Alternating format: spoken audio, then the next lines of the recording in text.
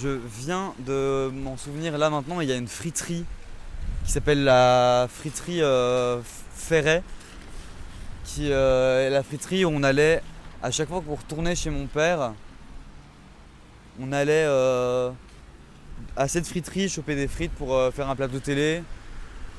Et donc en fait on faisait vidéo club, puis friterie. Et je crois qu'elle existe toujours. Et là j'ai passé tellement de temps à attendre nos frites avec mon père. Je crois que ça existe encore. Je veux trop aller voir ça. Oh! Ah mais...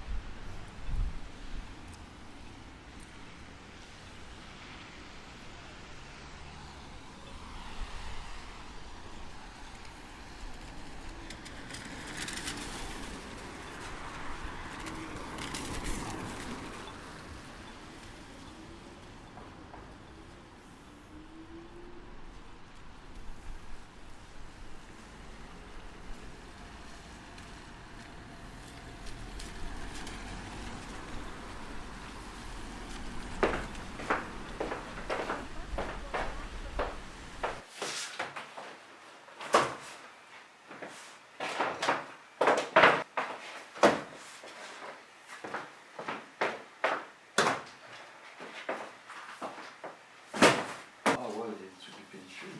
Mais enfin... Bah, c'était des photos comme ça. J'ai une carte de l'Inde. Quand vous vous êtes rencontrés quoi? Bah, un. Parce que vous vous êtes rencontrés en 93? Non, deux. Et un an après vous habitiez ensemble. Moi, j'ai pas habité là tant que j'avais pas fini mes études. Ah ouais. Mais en plus, son père, il C'est travaillait. un souvenir, c'est indirect, parce que c'est lui qui me l'a beaucoup raconté. C'est que À la première on est venu passer une soirée là. il faisait ses études. Donc là, je sais qu'on s'est rencontrés, on s'est croisés. Donc j'ai un vague souvenir de cette soirée-là, parce qu'effectivement, je me souviens où j'étais assise. Et donc je sais aussi plus ou moins où il était, je situe. Et lui m'a toujours dit après qu'il m'avait entendu rire et que c'était bon, quoi. Que c'était calé, quoi. C'est pas vrai. C'est pas gentil de donner cette image-là en public alors que c'est pas la réalité dans notre quotidien. Enfin, je pense ça. Oui, mon amour.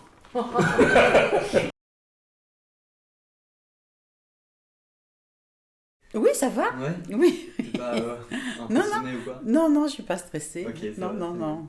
Je suis pas très stressable, moi. Non. Enfin, non, pas facilement. À un moment, il s'est rapproché de moi et il m'a vraiment, entre guillemets, piqué un bisou, mais très, très, très mignonnement, quoi. Et je suis repartie au film, comme ça. Je me suis réinstallée au bon endroit. Moi, il est arrivé à un moment quand même au milieu de mon adolescence, à un moment où j'étais pas très bien dans ma peau, où je m'enguirlandais beaucoup et je me disputais beaucoup avec ma mitine. Et donc l'arrivée de Claude, c'était très chouette parce que par ailleurs, il avait l'âge qu'aurait pu avoir un grand frère pour moi. Et il se foutait beaucoup moins de moi que Nat.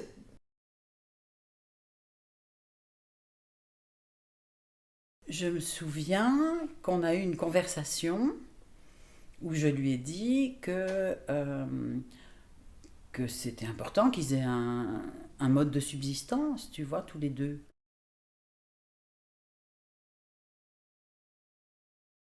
À mon sens, ça voulait dire que c'était important que Claude ait un peu un travail, quoi. Ça voulait dire un peu ça. J'ai été première de ma promotion l'année où je l'ai rencontré. Et lui, il a arrêté ses études. Ça, je pense que c'est vraiment le truc le plus... Le mec entier, tu vois, qui triche pas, qui cache rien. Un écorché vif, sur pattes. Waouh, ça a commencé quand même difficilement pour toi. Viens, je vais te donner et on va faire ça ensemble. On va s'aimer très fort et on va remettre les jauges comme il faut. Parce que l'arrêt des études, le père suicidé et la mère en dépression, les red flags pour mes parents, ils étaient là. Il y a eu cette crainte, oui, du fait qu'il n'ait pas vécu avec une figure paternelle, quoi, tu vois. Et moi, un autre truc qui m'a tout de suite marqué et en même temps quelque part plus attaché à lui, c'était son côté écorché. Ouais. Je trouvais qu'il était très écorché, vif. Je voyais bien entre Nat et Claude que ce côté-là avait été quelque chose d'important dans leur rencontre et dans le fait de se mettre en couple. Je pense que c'était un suicide, la mort du papa de Claude. Et les circonstances et les raisons n'ont jamais été très claires.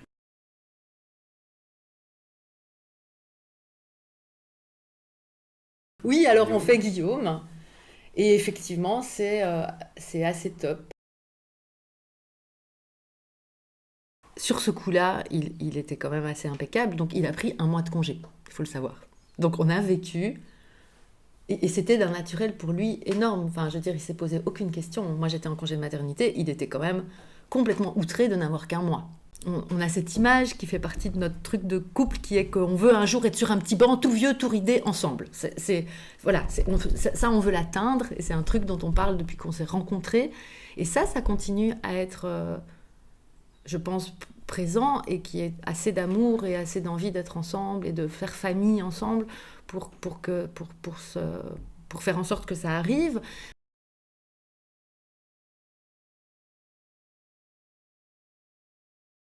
Et donc l'arrivée de Claude me fait penser, il existe des hommes avec une sensibilité autre, plus féminine. On parlait beaucoup à l'époque d'hommes-femmes.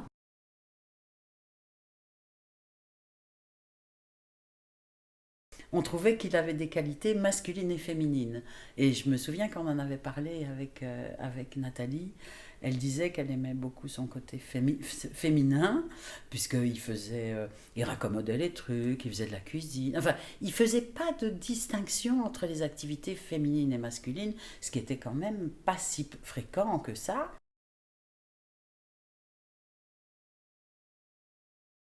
On est dans quelque chose de relativement cool, où Claude est quand même, comment dire, réputé et qualifié par la famille et par tous ceux qui le connaissent comme relativement soupe au lait, un peu colérique et assez entier. Ça, je l'avais dit au début, ça faisait partie des qualités, mais il y avait ce côté-là. C'était mon jardin, tu vois. Il y avait un vidéoclub sur la place. Et moi, je faisais de la maison jusqu'au vidéoclub de la place en trottinette. Genre à 8 ans, 9 ans, je crois. Pour aller choper un DVD de genre la 7ème compagnie ou un truc comme ça. Et je revenais en trottinette avec notre petit DVD jusqu'à la maison. Une fois sur deux, il était ultra rayé et c'était illisible. Mais c'était des moments cool en vrai. On faisait des plateaux télé. On faisait un truc frites lasagne ou frites pizza. Et devant la 7ème compagnie. Et maintenant, il n'y a plus de vidéoclub.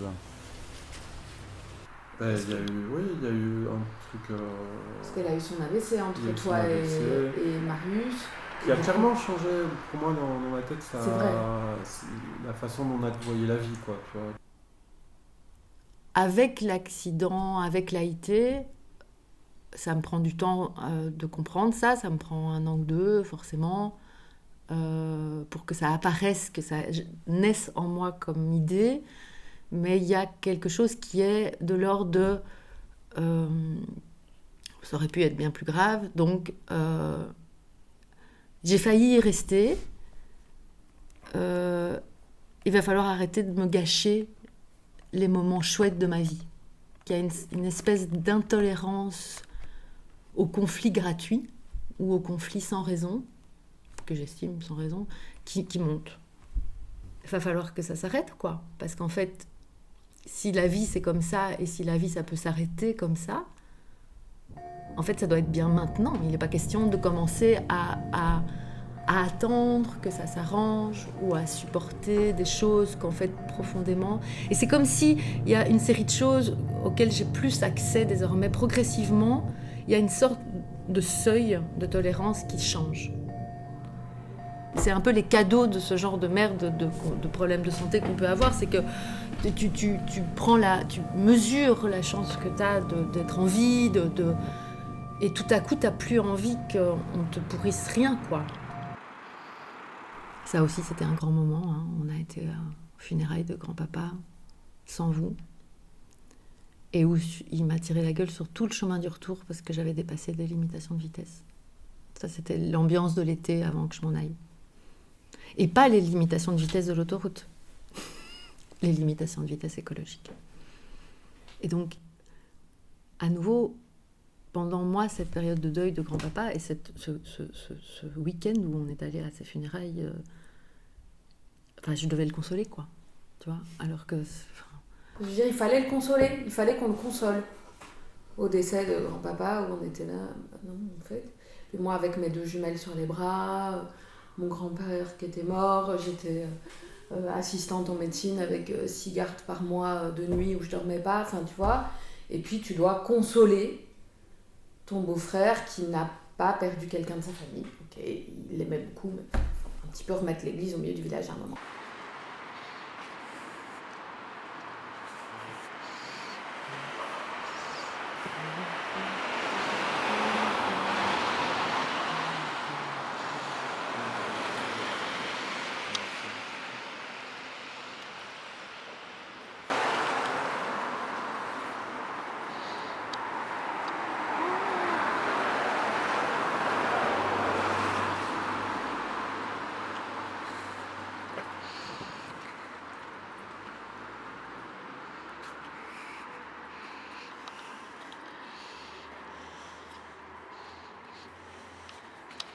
Ça, moi je l'appelle le petit magasin jaune. Il s'appelle pas le petit magasin jaune, ça s'appelle l'Abondance. Et c'est le magasin qui fait le coin de notre rue. J'ai acheté les rouleaux de chewing-gum rose là. Il y a eu un épisode qui s'est passé ici, donc ça a été une vraie crise. Quand Guillaume avait 3 ans ou 4 ans, je ne sais pas si tu étais né ou pas, je ne sais pas si tu étais là. Mais Guillaume était là, et il était en haut, il était dans sa chambre. Et en fait, il était enrhumé. Et nous, on était en bas, et on discutait. Et à un certain moment, ton papa est monté, et il y a eu des hurlements, mais des hurlements qui m'ont déchiré le cœur. J'ai du mal à en parler, tellement il hurlait contre Guillaume parce qu'il n'arrivait pas à se moucher. Et il était... ça me... Oui, quand je me souviens de ça, si tu veux, j'ai été vraiment malade pour Guillaume. Et lui, je pouvais rien faire, évidemment. Je pense que Nathalie pouvait rien faire non plus, et donc on les a un peu laissés se débrouiller en haut. Mais si tu veux, ça m'a complètement tétanisée. Donc c'est pas de la colère, j'étais pas en colère, j'étais tétanisée, anéantie.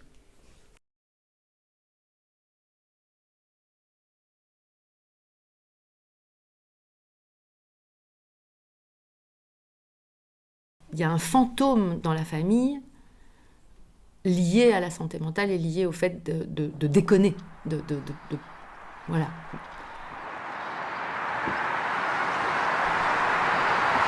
Et en fait, je me rends compte que moi, je peux pas nommer tout ça pendant longtemps, parce que si je nomme qui fait n'importe quoi, lui, il entend « t'es comme ton père ».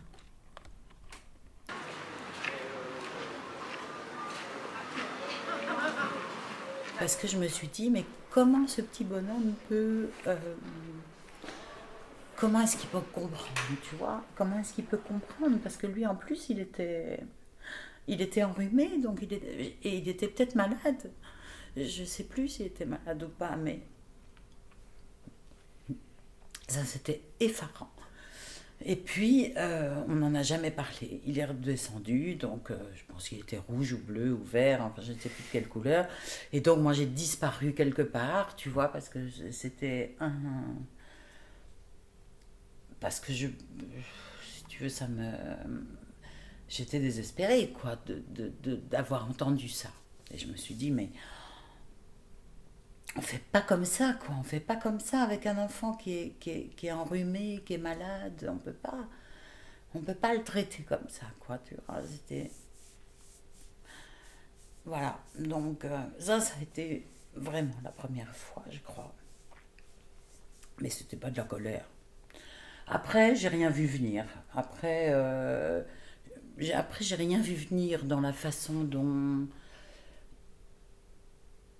Je pense que Nathalie n'a pas beaucoup exprimé quand ça n'allait pas bien. Elle n'a pas beaucoup montré, parce que je pense qu'elle se demandait comment elle allait faire et tout ça. Et puis, voilà, peut-être qu'elle voulait être plus sûre d'elle. Enfin, voilà, c'était pas...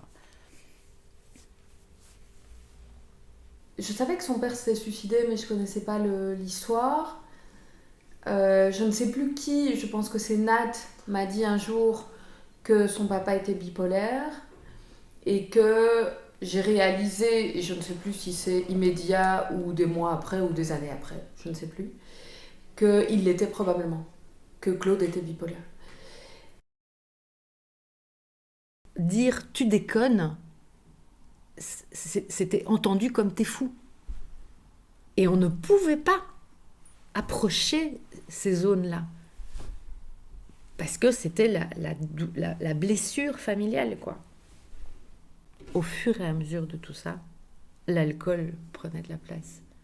Et je reviens de Normandie, il est 3h, on se parle 5 minutes, enfin on se retrouve, et à 3h, il ouvre une duvole. Et là, je me souviens que je me suis vraiment dit, je vais pas y arriver en fait. Je vais pas y arriver si à chaque fois il y a l'alcool, quoi. Bonjour, excusez-moi, est-ce que vous vous considérez comme un couple parfait? Bah oui. Ben, ça le désinhibait, il était encore plus inadéquat, il était un peu inadéquat d'habitude, et là tout à coup le côté écorché était devenu un côté inadéquat. Il s'est mis dans une colère, et je sais même plus pourquoi, mais je sais que c'était avec Véro et Christophe, et qu'il m'a balancé les clés de voiture. Ah ben c'était parce qu'il avait trop bu que je voulais pas qu'il conduise. C'était complètement pour ça. Et donc tout le monde lui dit non, enfin donne les clés, ça n'a pas de sens et tout ça. Et puis finalement il a jeté les clés comme ça vers moi, enfin pas sur moi, mais... Et on est tous restés complètement sidérés. Là c'était vraiment public, c'était terrible. Excusez-moi, est-ce que vous vous considérez comme un couple parfait? Oui. Mais on a très envie d'un 3e enfant. Ce qui montre quand même qu'on n'est pas si malheureux que ça ensemble. Donc même si ces choses-là sont en train... Ce qu'il y a, c'est que c'est pas des bascules. Tu vois, t'es pas bien ensemble et puis un jour tu te réveilles, t'es pas bien, t'es plus bien et puis tu veux t'en aller. Je veux dire, c'est que il y a tout en vivant bien ensemble et en continuant d'avoir ce projet de vivre ensemble et en croyant qu'on va surmonter ce qui est difficile, il y a beaucoup d'années comme ça, où tu crois que tu vas surmonter ce qui est difficile, où tu peux intégrer les difficultés, tu peux les nommer, tu les vis, voilà, mais tu as encore vraiment tout un système de croyances et plein d'amour, et plein d'envie, et d'optimisme, qui t'emmène dans le fait que tu continues à construire. On venait d'acheter une maison, enfin voilà, je veux dire, on était quand même encore en chemin, vraiment, on était vraiment encore en chemin. Donc on décide d'avoir un 3e enfant, on a un 3e enfant, Marius arrive comme ça.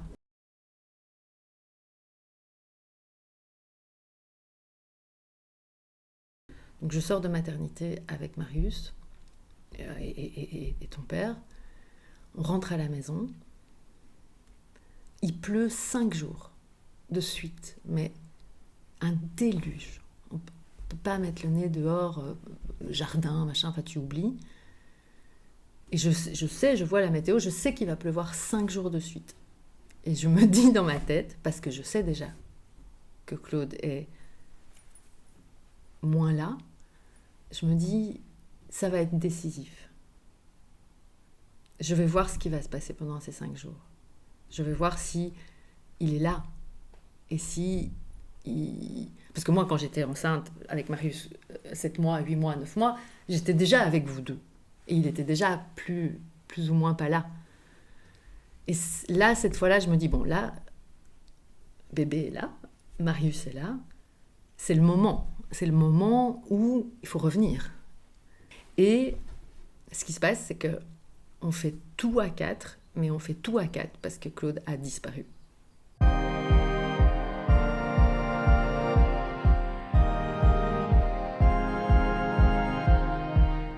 Sur le temps de la grossesse, Claude a disparu.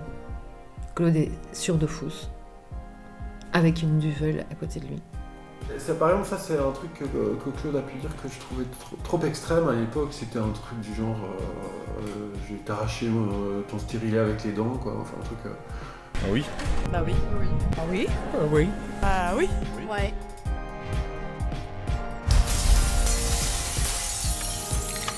Il n'y avait que sa responsabilité à lui de ne pas être capable d'accepter, de s'enfoncer dans cette spirale de victimisation, de harceler ce qui était inacceptable, d'être de plus en plus bourré tout le temps, de vous mettre en danger. Je vous vois arriver tous les trois, mais blancs. Toi, t'arrives, tu vomis, tu vas aux toilettes, je sais pas si tu vomis vraiment ou si t'as des nausées, t'es pris de nausées au-dessus des toilettes. Guillaume, il est blanc, mais il est dans une rage. Donc je vous vois tous les trois arriver, et je comprends rien. Toi, je te vois vomir, j'entends Guillaume gueuler, mais je comprends que Claude a brûlé un feu rouge, volontairement, au centre de Cours Saint-Étienne, avec vous trois dans la voiture, en mode...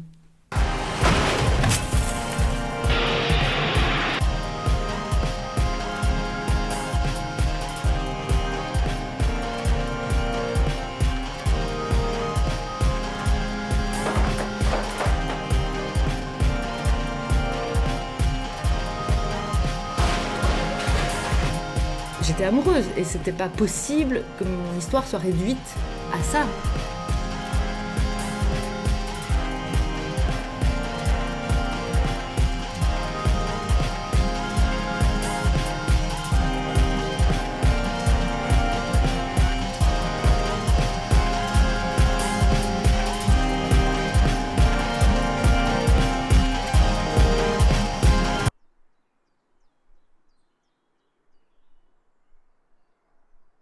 Tu te dis que t'en peux plus, donc tu dis qu'il faut arrêter. Puis tu te dis que tu veux continuer, tu veux pas casser la famille, c'est tout le temps ça, quoi. C'est tout le temps ça, en fait. De dire que tu veux pas proposer ce modèle-là de séparation, de deux maisons, de garde alternée à tes enfants, c'est que tu les as pas du tout mis au monde pour ça, que c'est vraiment l'inverse. T'es tellement loin du curseur de ce pourquoi t'as fait famille que tu te dis comment on en est arrivé là, quoi. Je veux dire, c'est... Je sais qu'à ce moment-là, j'étais très très perdu dans la façon dont je ressentais. C'était aussi quelque chose que je ressentais très souvent à l'école.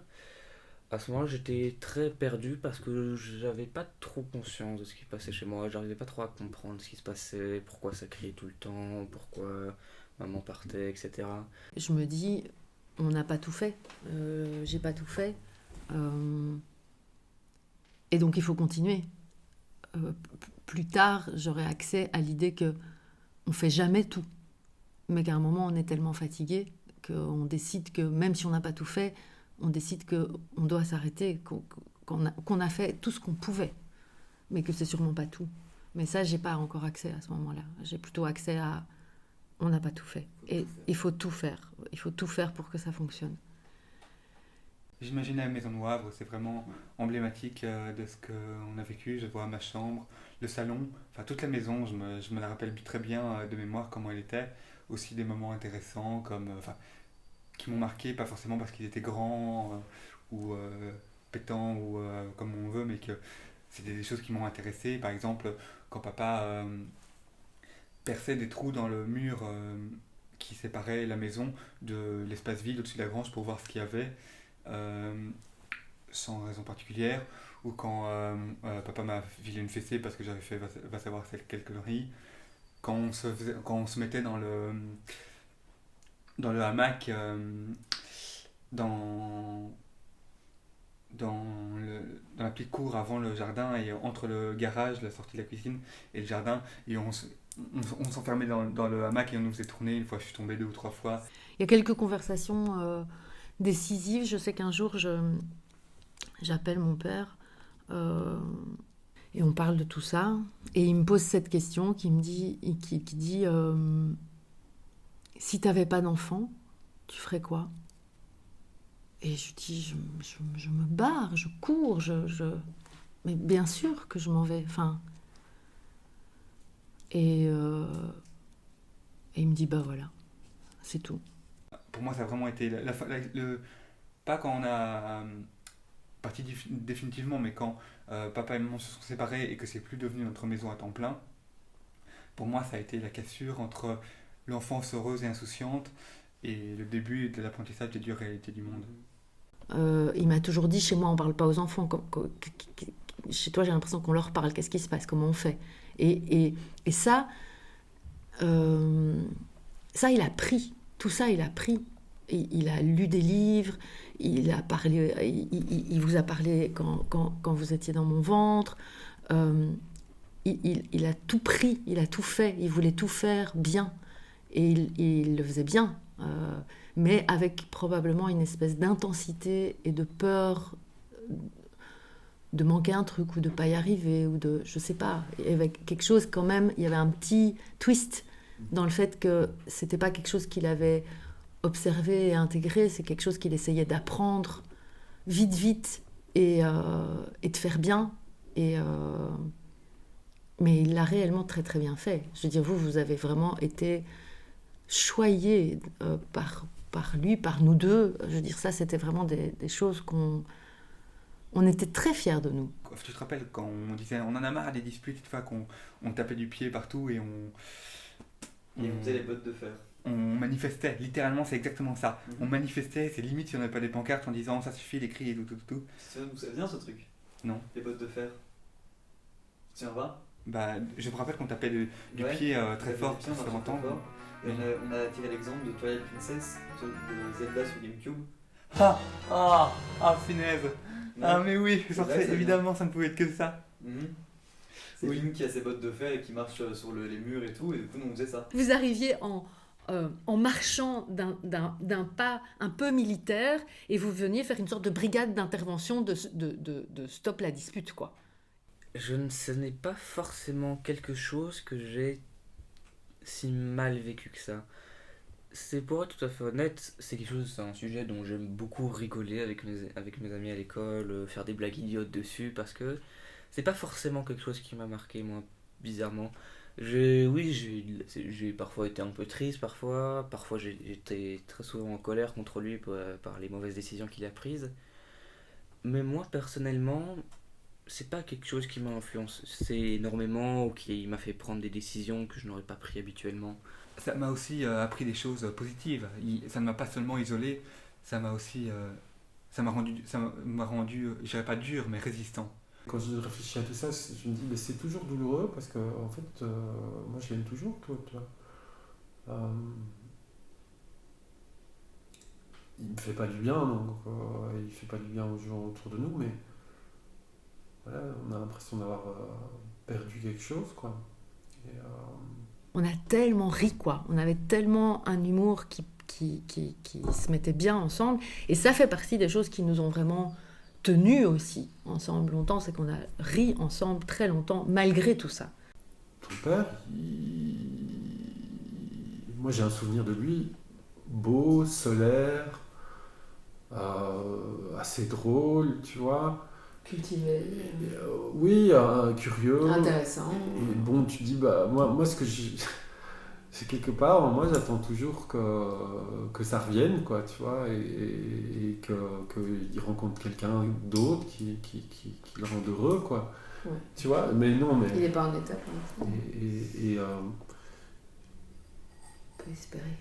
Oui, c'est terrible, quoi, de ne pas comprendre, en fait. Et en même temps, c'était génial. Tous les 4, c'était vraiment incroyable. Et vous étiez incroyable avec Marius. Et moi, j'étais tellement heureuse qu'il soit là. Et donc, c'était super mélangé, quoi. C'était vraiment...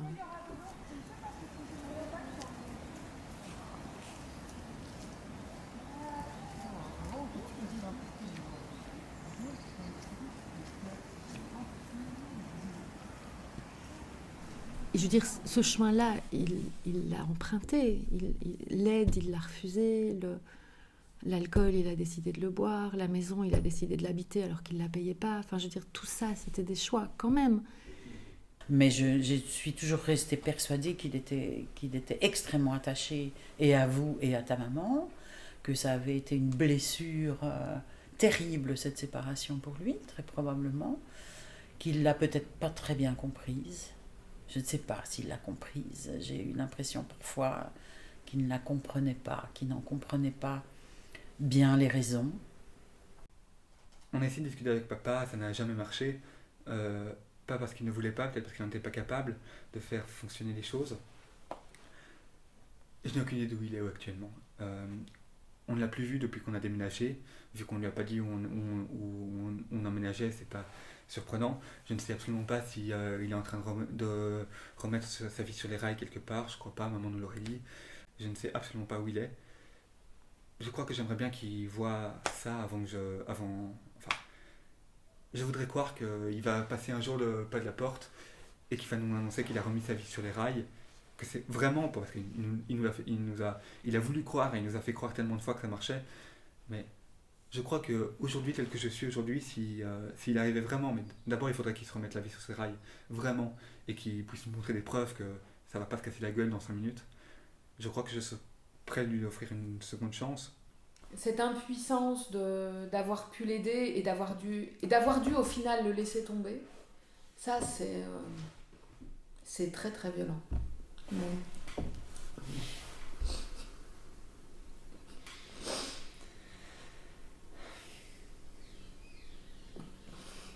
Ma conclusion, C'est ok. c'est ce qui C'est mon trésor. reste de tout ça, mais avec aussi plein de souvenirs et plein de choses bien avant toute cette période, heureusement. Mais je sais qu'il n'y a pas longtemps, j'ai eu une conversation avec lui où il n'avait pas bu, ou très peu.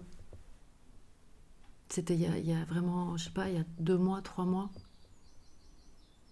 Et où on a ri. Je sais plus sur quoi. En général, on parle que de vous, donc j'ai dû faire une blague sur un truc, parce qu'il vous a gardé très figé dans des comportements. Guillaume qui parle pas, Arnaud qui fait de la musique, Marius qui est le petit Marius. Et donc il reste fort dans cette... Il vous a pas beaucoup vu évoluer, et donc il est fort. Mais si on va par là, il peut avoir du répondant. Et ce jour-là, il semblait vraiment très clean. Et on s'est vraiment marré, quoi. Et j'ai raccroché. J'étais à la fois toute ébahie, toute cueillie, quoi. Et puis triste, parce que quand je retrouve la personne d'avant, c'est fou, quoi. Donc...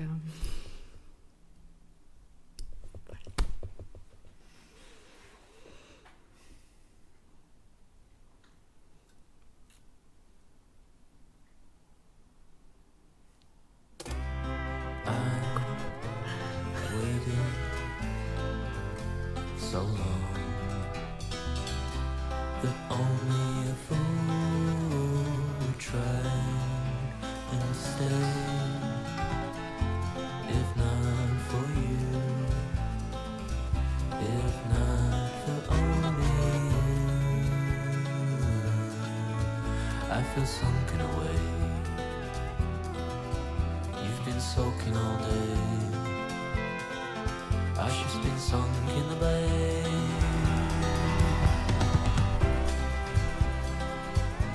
But I can still find enough. T'as faim ou quoi? Tu veux manger des frites? I could have been bold with a baby, a bald eagle baby.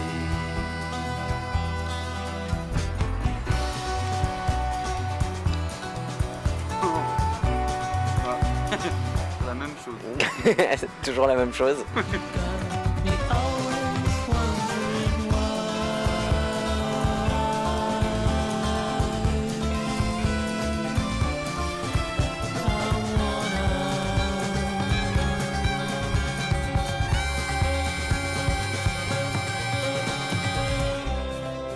And if I ever needed love, it's now.